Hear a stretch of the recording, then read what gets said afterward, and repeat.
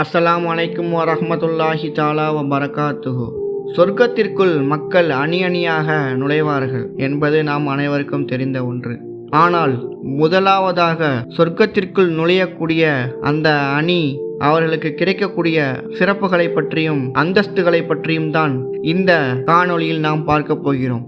இதை கேட்கும்போது நாமும் அந்த முதல் அணியில் இருக்க வேண்டும் என்ற ஆர்வமும், நல்லமல்கள், தொழுகைகள், சாலிகான நல்வழக்கங்கள் செய்ய வேண்டும் என்ற ஒரு ஆர்வமும் நமக்கு பிறக்கும் என்று நாம் நம்புகிறோம். இந்த காணொளி மிகவும் சிறிய காணொளி தான். அதனால் இந்த காணொளியை முழுவதுமாக பார்த்து பயனடையுமாறு கேட்டுக்கொள்கிறோம் இன்ஷா அல்லாஹ்.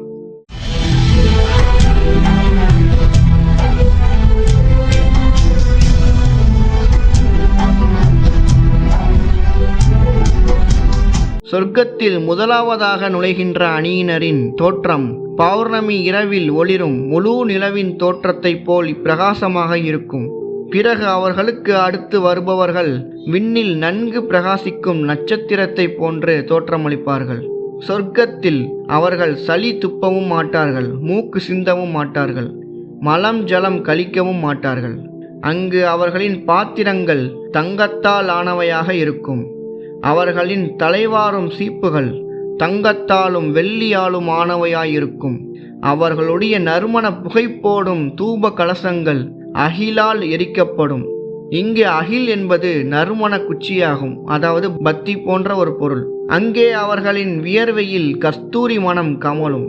அவர்களுடைய துணைவியர் அகன்ற விழிகளையுடைய கன்னியர் ஆவர்.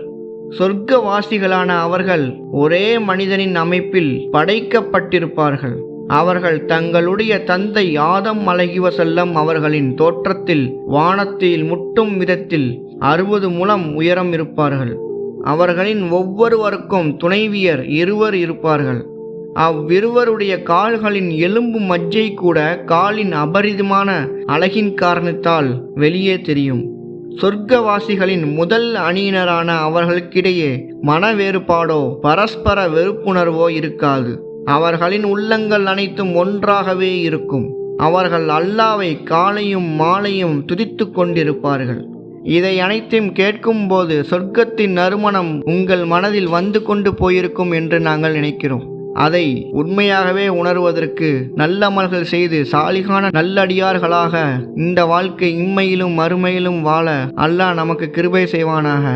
நமக்கு ஜன்னத்துல் ஃபிர்தௌஸ் என்ற உயர்தரமான சொர்க்கத்தை தந்து அருள் புரிவானாக இன்ஷா அல்லாஹ். ஆமீன் யா ரப்பல் ஆலமீன். அஸ்ஸலாமு அலைக்கும் வரஹ்மத்துல்லாஹி தஆலா வபரகாத்துஹு.